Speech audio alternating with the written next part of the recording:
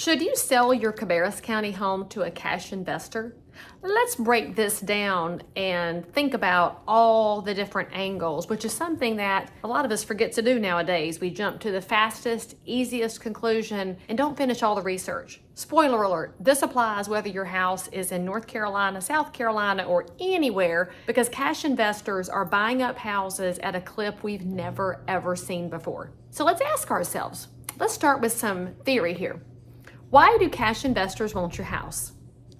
You know this, right? Because real estate is valuable. It's an asset because over time, it tends to increase in value. There are no guarantees to that. We don't know how much or when or how, but over time, real estate goes up. Investors know that. They want to invest in things that go up over time. Now, what makes real estate different than, say, the stock market is that if you rent a house out, you're going to have cash flow in that same time frame when the values are going up. So investors want your house because, heck, they can rent it out right now. We have a crazy housing shortage throughout the country, some markets more so than others. And when people can't buy, they rent because they got to live somewhere. And there are always going to be opportunities for renters. So it's good to be an investor. Let's talk about, though, what kinds of investors are out there. Because if you're the person thinking about selling your house to an investor, I want you to understand that not all investors are created equal. There's the investors like me. I'm what you would call a mom and pop investor.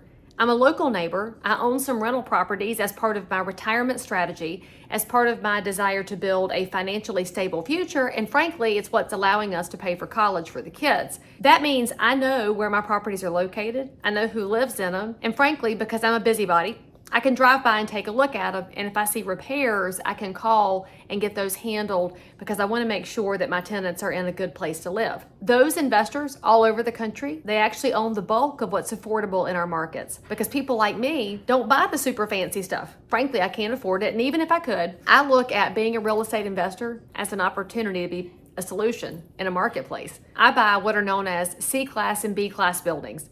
That means they are not super fancy. They are not super upgraded. They don't have hardwood floors and granite and floor-to-ceiling glass. They've got carpet, laminate counters, might even have some paneling, but they are clean, the heating and air work, the windows work, and they're safe. They're also less expensive in the marketplace. I like being a part of that. So if you're selling a property to somebody like me because it's in need of repair or it's dated and I'm local and I want to rent it out, well, then maybe that works. But that's one group of investors. The other group of investors is frankly a real problem in our market right now. And that's the hedge funds, the institutional investors, the big giant Wall Street money. If you've heard any talk about BlackRock, State Street, Vanguard, Larry Fink, any of the big dollars, they really, really, really want your house. Why do they really, really want it? Because it goes up in value and it generates cash flow. Although some of those institutional investors leave houses vacant. Why? I don't know, but they do. The problem is they don't live here. They don't care about our community. They don't care about the quality of the house or the upkeep of the house or the maintenance of the house. And if you're the neighbor, you know this really well because you can see these. When they get purchased and they sit and they sit and they sit, or maybe they get rented out, and nobody's driving by to check on it, nobody's really dialed into caring about it, they start to diminish the neighborhood. And that's not a slam on tenants because, hey, we've all rented it sometime in our lives. But there is a fact here. Homeowners take a different care of a property than renters do. They have a vested interest in taking care of what they own. Tenants just don't have that vested interest. Some take care of things because they're wired for that. That's cool. But in general, homeowners take a different level of care. So these institutional investors buy grannies. They love buying in Cabarrus County. They love buying in the greater Charlotte market. Why? Well, we have an increasing number of jobs. This is a very desirable place to live, and they see values going up, so they want to buy as much as they can. Here's what happens. They're putting a corner on our housing stock, which means it's not available to buyers and sellers. That first-time buyer who wants to be in the area near their mom and dad, near their job, near the area they grew up in, no longer has access to a giant piece of the market. In Charlotte, it's estimated that 30% of our housing stock, that's a 30, is owned by some kind of institutional investor or hedge fund. Get your mind around that for a minute. If you want to know where the houses are, where the inventory is, a lot of it is on lockdown. So it's not just that somebody from California can't move in here, it's that the folks who grew up here can't stay here. And that's a real problem. So what does this have to do with you, the seller who's thinking about selling to an investor? Well, you're going to be told there's a lot of advantages to selling to these hedge fund crowds. They're going to say it's a cash close. We'll give you cash. Cash on the barrelhead. Brr, here we go. They're going to tell you they'll take it quickly. In a week, we'll get it off your hands. They'll tell you they'll take it with no inspections, and they'll take any condition. They'll handle the repairs. They'll just get you out of there. All of that might be true. Sometimes, though, they want to negotiate after they get your little John Hancock on paper, and then they say, well, we're going to have to take out some money for repairs. They're going to have some renegotiating they want to do. And if you're the person who's in a pinch, a financial pinch, you might just give in to get out because you've got some equity. You bought this house 5 or 6 or 10 years ago. Your numbers have gone up. So you say, I'll give up some equity to be done with it quickly. I feel you. Convenience is a huge factor when you're trying to conduct real estate because it's not convenient at all to buy and sell real estate. But what is the cost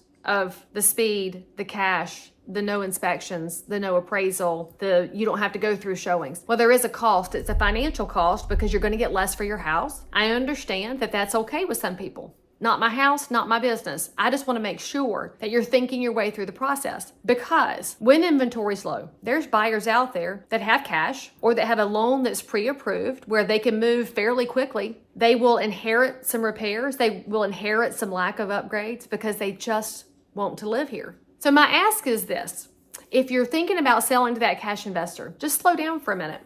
And before you sign the paperwork, call your local realtor. Call me. I will talk to you about what it looks like on the open market. What's the time frame? What are the numbers looking like? What repairs would be needed? How much are you going to get beat up? I'll help you put these on a level playing field so you can see what the difference is. And at the end of the day, I want you to know this. If you decide to spend a couple of extra weeks with a realtor selling the house, we have a good chance that a neighbor can buy it.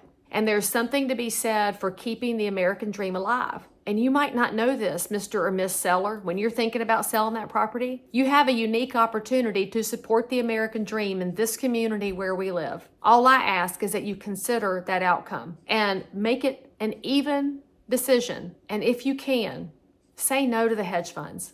Say no to the institutional investors and say yes to your realtor.